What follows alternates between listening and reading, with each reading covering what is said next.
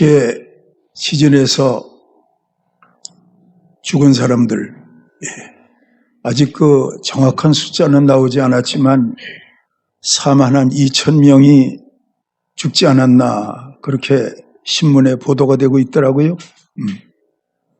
구조하는 분들이 여러 가지로 애쓰며 구조하느라고 고생을 했지만 거기에서 구조된 사람들의 수는 불과 몇 사람 되질 않아요. 저는 그 신문의 보도를 보면서 거기에서 구조된 사람들은 앞으로 어떤 삶을 살까 생각해 봤어요. 그 사람들은 죽음에서 건진받은 사람들이잖아요.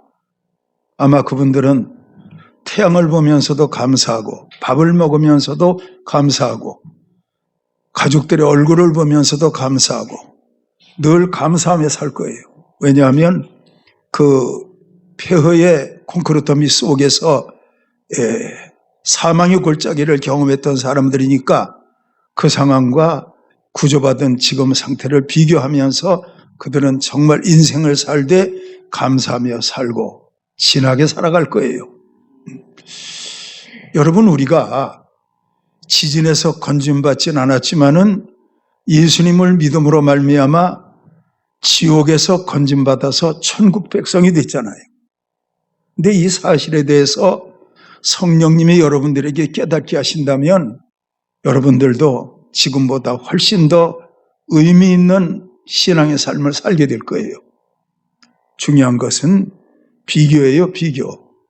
어떤 비교는 그 사람을 열등의식 가운데 몰아넣어서 절망하게 만들지만 어떤 비교는 감사하게 만들고 하나님께 영광 돌리게 만들고 그렇게 산단 말이에요. 네. 저는 여러분들을 위해서 기도하면서 하나님 하늘사랑교회 성도들에게 눈을 열어주시고 귀를 열어주셔서 지옥 갈 영혼이 천국 갈 영혼이 됐다고 하는 이 사실이 성령님의 은혜로 깨달아져서 정말 신앙생활 진실되게 하게 하옵소서. 그것이 제 마음 가운데 소원이에요.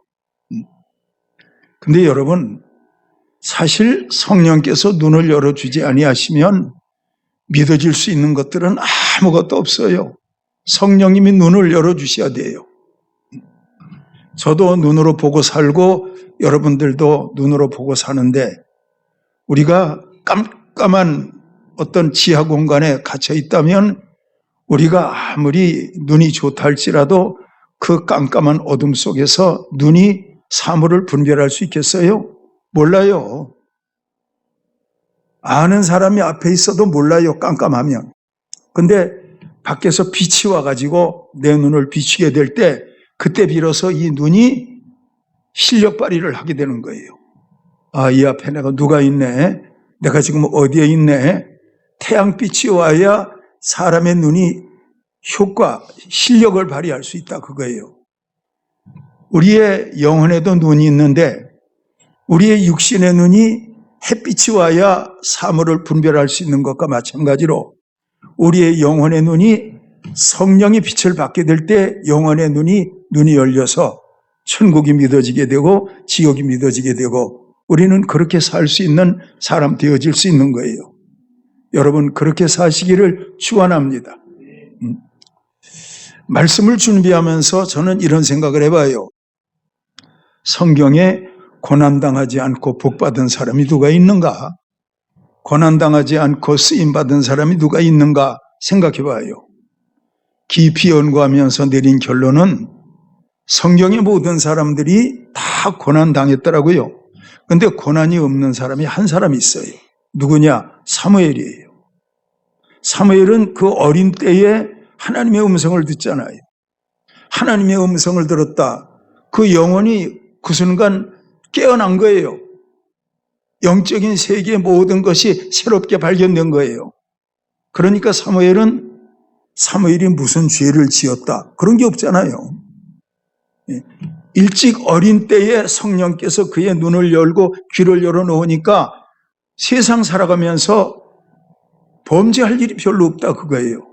그러니까 여러분, 다른 어떤 아브라함이나 이삭이나 야곱이나 요셉이나 이런 믿음의 사람들 그 외에 신약 시대를 살았던 믿음의 사람들도 다 고난이 있는데 사무엘만은 고난이 별로 없어요. 일찍이 영의 눈이 열렸으니까요. 무슨 얘기인지 알겠습니까? 그러므로 여러분들의 자녀들을 위해서 간절히 기도할 때 공부 잘하게 해주십시오. 그 기도 해야지요. 돈 많이 벌게 해주십시오. 당연히 해야지요.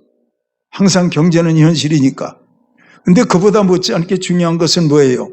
하나님 우리 자녀들이 눈 열어주옵소서. 귀를 열어주옵소서. 그리고 삶의 가치의 우선순위가 예수님이 되게 하옵소서. 그럴 때 그 사람에게는 그 나라와 거의가 이루어진 거예요. 그렇게 되면 무엇을 먹을까, 무엇을 마실까, 무엇을 입을까 염려하지 않겠지요. 왜냐하면 모든 것을 더하게 하시는 하나님의 복이 임할 테니까요. 저를 한번 따라해 볼래요? 주여, 우리의 자녀들이 어릴 때에 눈이 열리고 귀가 열려서 사무엘처럼 난 그렇게 살았으면 좋겠어요. 사무엘처럼. 근데 여러분들은 자녀들을 위해서 기도할 때 환경을 생각해요. 환경은 경제잖아요. 이렇게 공부를 해서 어떤 대학을 나와서 어떻게 취업시험을 쳐서 합격하고 하면 얼마나 돈을 벌고 그러면 어떻게 행복하게 살고 환경을 생각한다니까. 근데 우리 하나님은 여러분과 저에게 성경을 통해 말씀하시는데 이 사람은 환경이 아니야. 존재의 변화라고, 내면의 변화라고. 사무엘의 마음 가운데 하나님의 나라가 이루어지잖아요. 사무엘 평생 살면서 하나님 앞에 복을 받는데 그 사무엘이 뭐 양떼의 복을 받았다, 소떼의 복을 받았다 이런 건 나오지 않고 다만 그가 받은 복, 저가 보기에는 한 말씀밖에 없어요. 그의 하는 말이 하나도 땅에 떨어지지 아니하더라. 이러면 되지.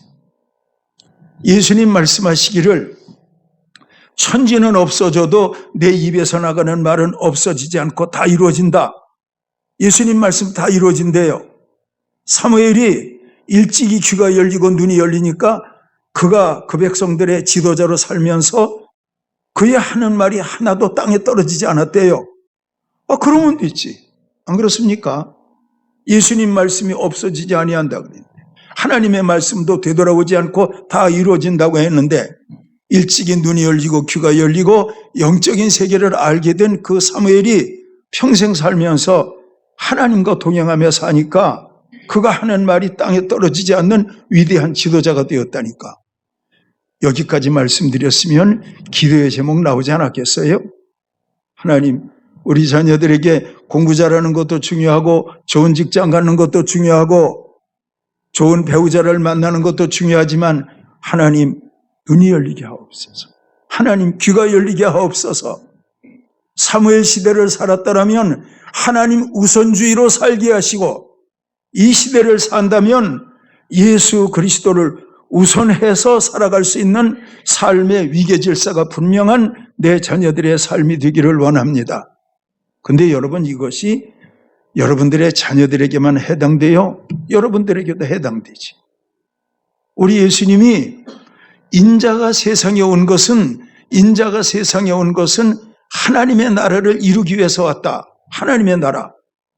하나님의 나라는 성령 충만함이에요. 그러므로 성령 충만하면 하나님의 말씀대로 된 거예요. 성령 충만하면 예수님의 생각대로 된 거예요.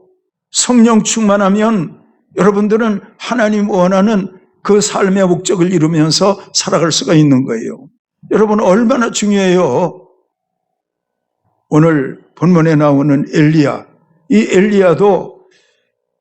엘리야는요 사실 읽어보면 엘리야가 어떻게 출생을 했는지 그 부모가 누군지 이런 게 없어요. 그냥 디셉 사람 엘리야예요. 그 엘리야가 성령으로 충만하잖아요.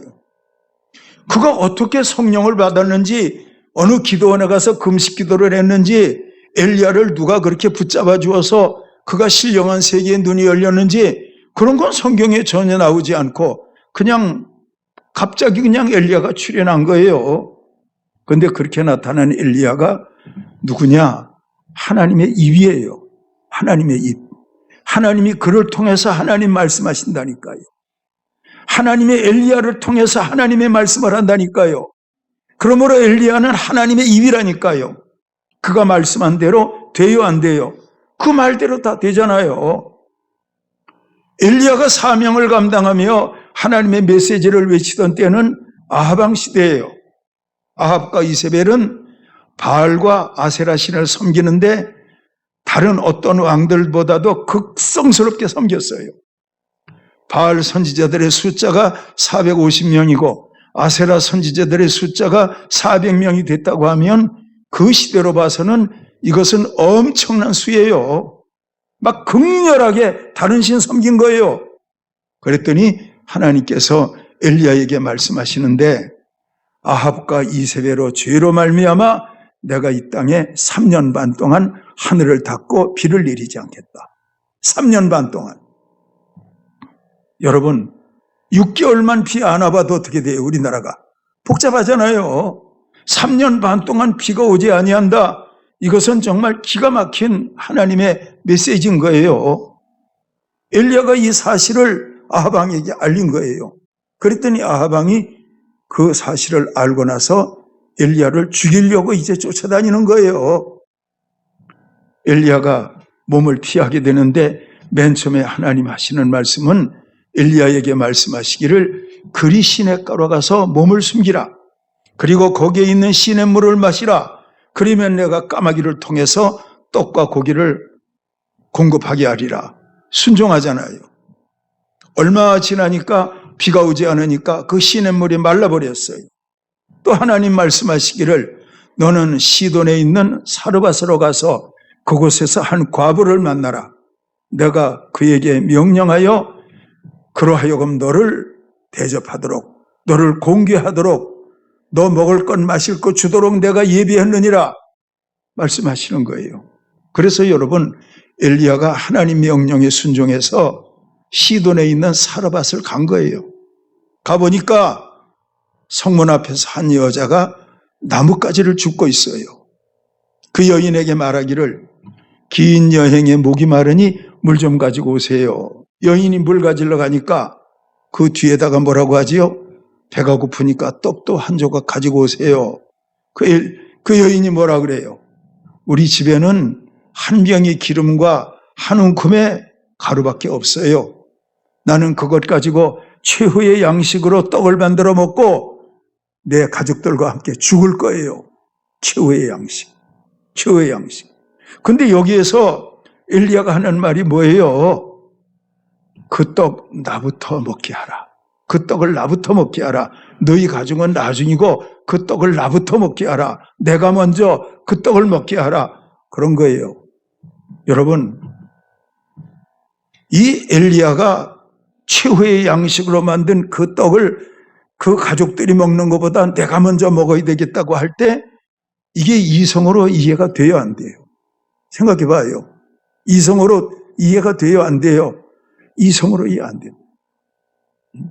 오늘 일부 예배 때 우리 설교자 집사님이 설교하셨는데 거기도 그 나와요. 하나님의 말씀을 순종함에 있어서 하나님이 무슨 말씀하시면 그냥 순종해야 되는데 사람이 이성으로 그걸 판단해가지고 하나님의 말씀을 그대로 순종 안 한다는 것. 오늘 주일학교 설교, 중고등부 설교 그 말씀 전했어요. 여러분, 하나님의 말씀을요, 우리가 이성으로 생각하면 그 말씀을 도무지 이해할 수가 없어요.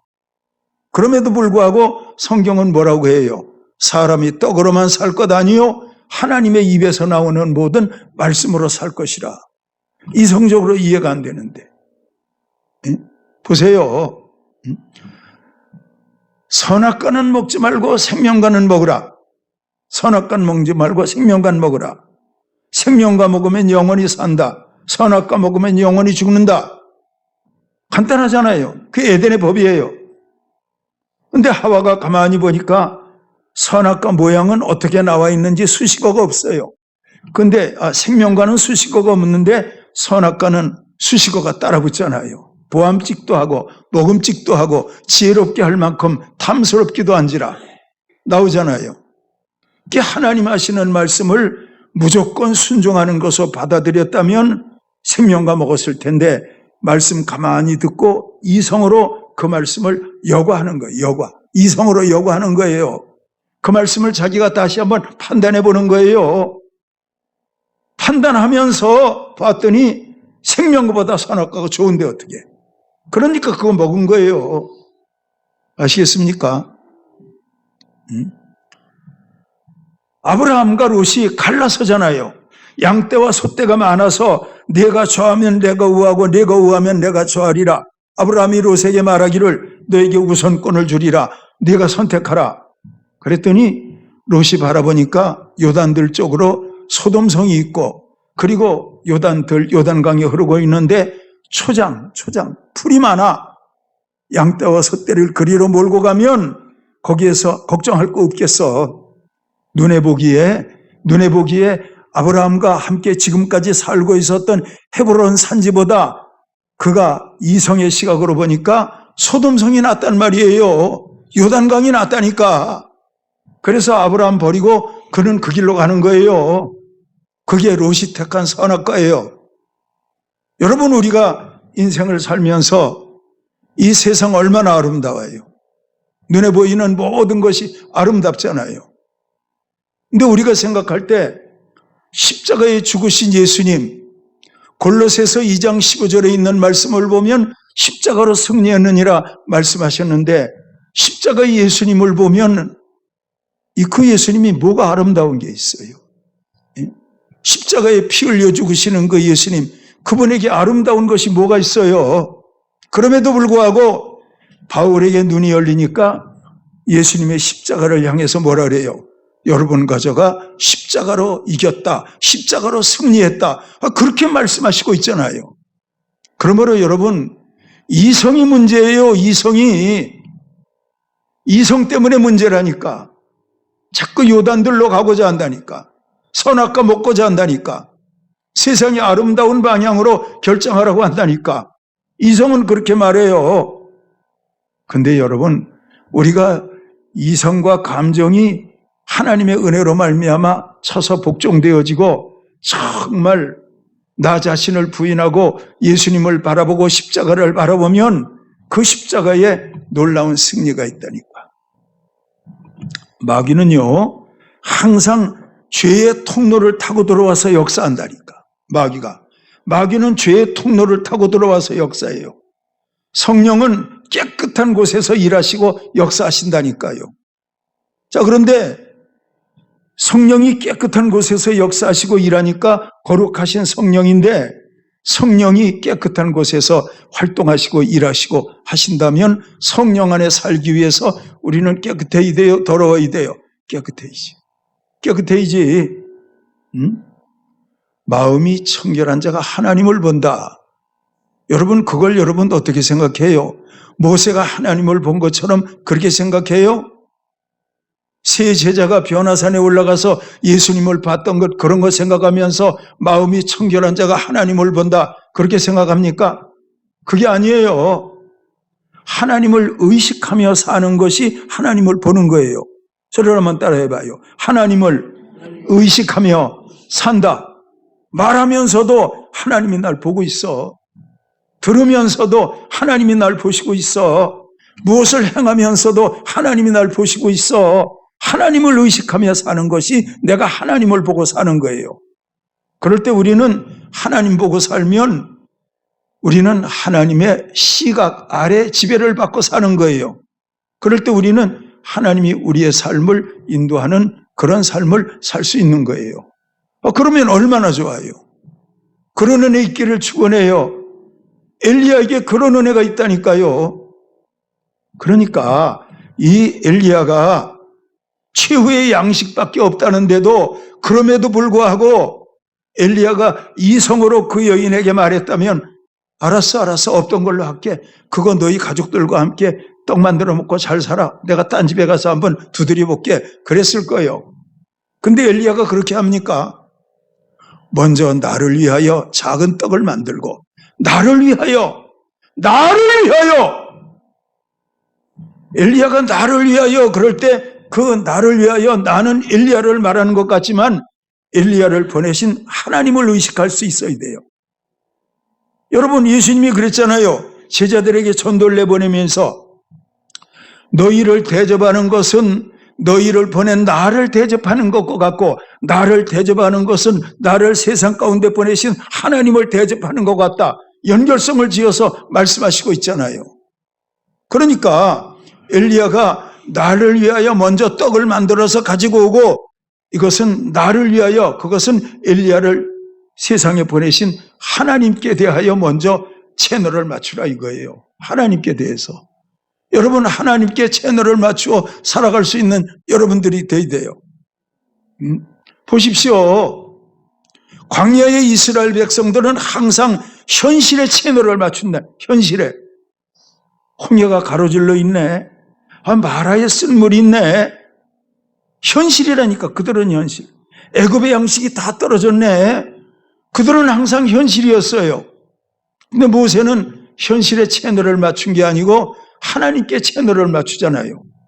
현실의 채널을 맞추니까 그 백성들은 어려운 일 당할 때마다 원망하고 불평하지만, 모세는 하나님께 채널을 맞추니까 어려움 당할 때마다 입을 열어서 하나님께 부르짖잖아요. 바로 그거예요. 믿음이 뭐예요? 하나님께 채널을 맞추는 거예요. 엘리야가 그 여인을 향해서 떡 가져오지 않아도 돼. 나 그냥 다른 집에 가서 얻어먹을게. 그래도 돼. 근데 엘리야는 그렇게 안 하잖아요. 난 너한테 먹어야 된다고, 나를 위해 떡을 만들어 가지고 오라고. 엘리야는 왜 그렇게 했을까요? 이성으로 이해가 되지 않는 엘리야의 독선 아닐까요? 근데 하나님은요, 엘리야에게 그 여자에게 대접받으라고 하나님이 결정했어요, 안 했어요? 결정했으니까 그 집에 가서 떡 가져오라고 큰소리 치는 거예요. 벼룩이 간을 내먹지. 어떻게 그럴 수가 있어? 그러므로 여러분, 신앙생활은요, 이해하는 것이 아니에요. 이해하는 것이 아니에요. 강단에서 증거되는 모든 말씀을 아멘으로 받는 거예요. 여러분들이 읽는 하나님의 말씀을 아멘으로 받는 거예요. 그리고 그 말씀대로 살기 위해서 전심으로 노력하고 애쓰는 거예요. 그 현장에 하나님께서 복을 주시고 은혜를 주시는 거예요. 다 아는 말씀이지만 들어보세요. 밤새도록 금을 던졌잖아요. 깊은 데 던지고 낮은 데 던지고 좌편에 던지고 우편에 던지고 앞에도 던지고 뒤에도 던지고, 베드로가 밤새도록 다 해봤을 거 아니에요. 그럼에도 불구하고 예수님께서 깊은 데로 가서 그물을 내려 고기를 잡으라 하였더니 베드로의 말이 멋있잖아요. 밤새도록 그물을 내려 고기를 잡았지만 한 마리도 잡지 못했는데 말씀에 의지해서, 베드로가 이성으로 대답했더라면, 주님, 밤새도록 금을 안 던져본 데가 어디 있어요? 다 안 던져봤는데. 없어요. 오늘 묻고, 오늘 재수 없는 날이에요. 그래서 이러는데, 그는 자기를 부인하잖아요. 그리고 깊은 데로 가서 금을 던지잖아요. 그게 바로 베드로가 이성으로 반응하지 않고 순종으로 반응했다고 하는 것을 보여주는 거예요. 자, 우리 옆 사람한테 인사해봐요. 이성이 문제요. 한번 해봐. 이성이 문제요. 이성이 문제예요. 이성이 문제지. 요단강에 가서 몸을 7번 잠그라. 그랬더니 나만의 이성이 역사한다니까. 내가 이 강에 몸을 잠가야 된다고? 아니야. 내 조국 아람 나라에 가면 더 좋은 강이 있어. 그 강에 가서 차라리 목욕을 하지. 내가 여기에서 목욕을 해. 그게 나만의 이성이라니까. 그게 나만의 이성이에요. 그런데 수행하는 종은 뭐라 그래요? 씻어서 깨끗하게 함이리까. 그 종이 멋있어요. 그 사람은 이성을 죽이고 사는 종이에요, 종. 그래서 종은 이해가 된다니까. 종은 하나님의 말씀을 받을 수 있다니까. 장군은 하나님의 말씀을 못 받는다니까. 때로는 장군 되지 마세요. 때로는 장군 되지 말라니까. 때로는 왕 되지 말라니까요. 낮아지길 바랍니다. 종은 알아듣는다니까. 여러분, 가나 혼인잔치에서 포도주가 모자라잖아요. 저희에게 포도주가 없다 하니 예수님 말씀하시기를 여자여 그게 나와 무슨 상관이 있나이까? 마리아 하인들에게 말하기를 너희에게 무슨 말씀을 하시는지 그대로 하라. 무슨 말씀을 하시는지 그대로 하라. 이성으로 반응하지 마라. 그대로 하라. 돌 항아리 6이 있는지라. 작은 항아리가 70kg, 큰 항아리가 120kg 물이 들어간다고 해요. 예수님께서 조금 전에 여자여 나와 무슨 상관이 있나이까 그러시더니 그 예수님 말씀 봐서는 포도주 만드는 건 당신하고 상관없는 것처럼 반응하셨는데 예수님 어떻게 하세요? 돌 항아리에 물을 길어다 부으라. 아구까지 채우라. 그때 종들이 아니 물 길어다 붓고 물 떠다 주면 물은 물이지 달라질 게 뭐가 있어요? 그래야 되는데 아무 소리 말고 시키는 대로 해. 그랬더니 하인들은 아무 소리지 않고 이성을 복종시키고 순종하잖아요. 그러니까 이 물이 갖다 주는 과정에서 포도주가 됐다니까. 사랑하는 여러분, 여러분 예수 믿잖아요. 예수 믿잖아요. 예수 잘 믿기를 축원해요. 이성으로 신앙생활했던 바리새인 사두개인들은 예수님과 항상 충돌해요. 사도들과도 항상 충돌해요. 그러나 우리가 하나님의 말씀이 완전하신 줄 믿는다면 이성을 그 앞에 복종시키고 하나님의 말씀을 100% 받아들이는 거예요.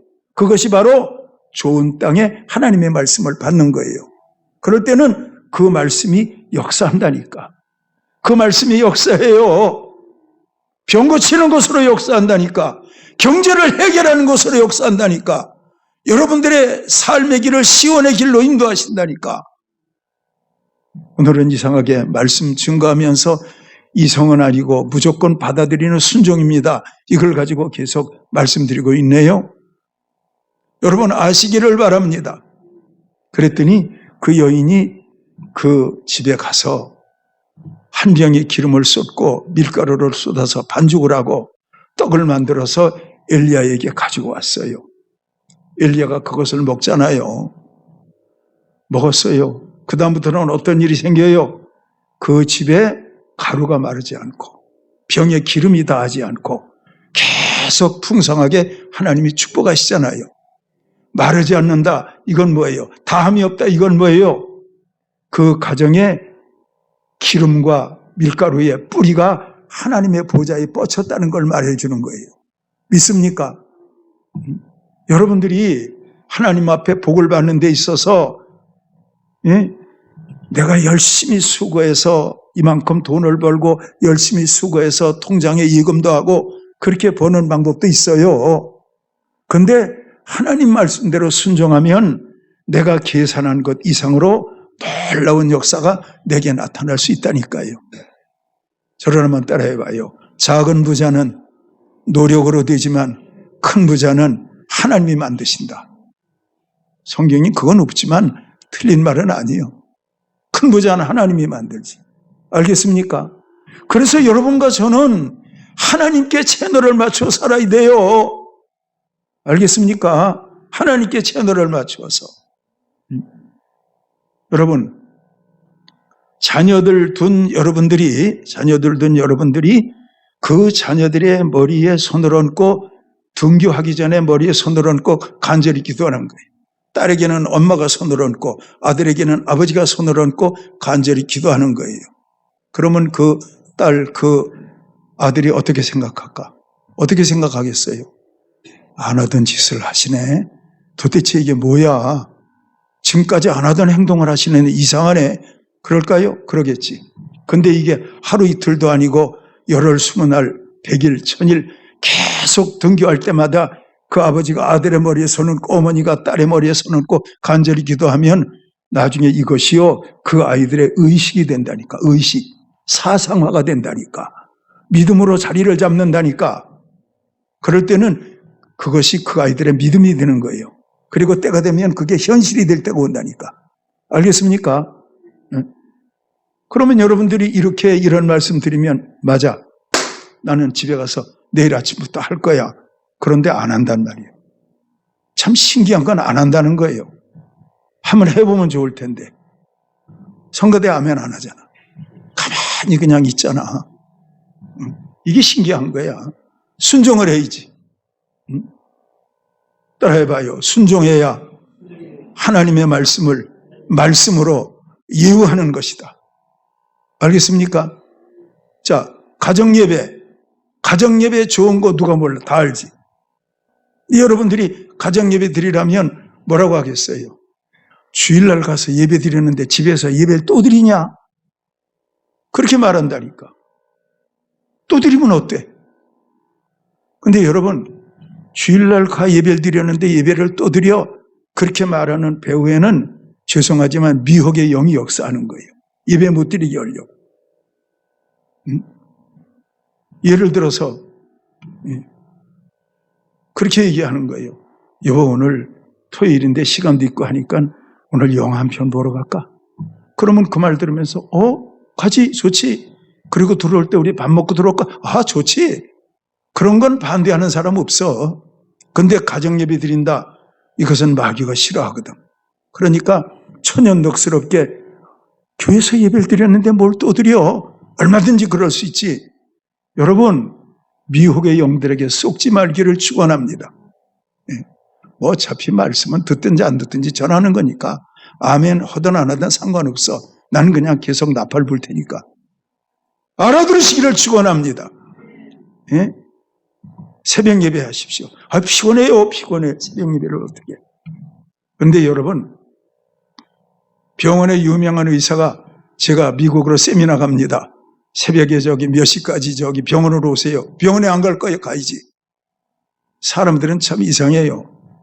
무슨 세상 의사나 유력한 사람들이 얘기하면 거기는 그냥 금방 머리 숙이지만 강단에서 증거하는 말씀은 왜 그렇게 그 말씀을 못 지킬 이유가 많은지 몰라.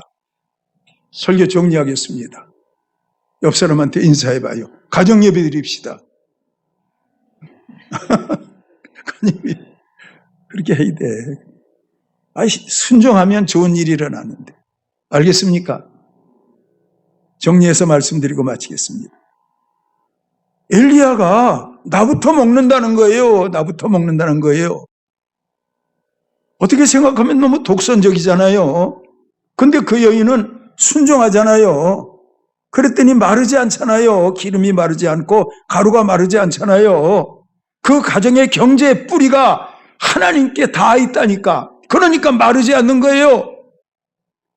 에덴 동산의 내강은 마르지 않는다니까요. 계시록의 생명강은 마르지 않는다니까요. 마르지 않는다. 얼마나 좋아요. 우리 하나님께서 여러분들에게 이성으로 살지 않고 말씀대로 살려가는 여러분들에게 마르지 않는 복 주시기를 축원합니다. 꾸준히 공급하시기를 축원합니다. 그래서 우리는 하나님의 공급으로 사는 거예요. 기도하겠습니다.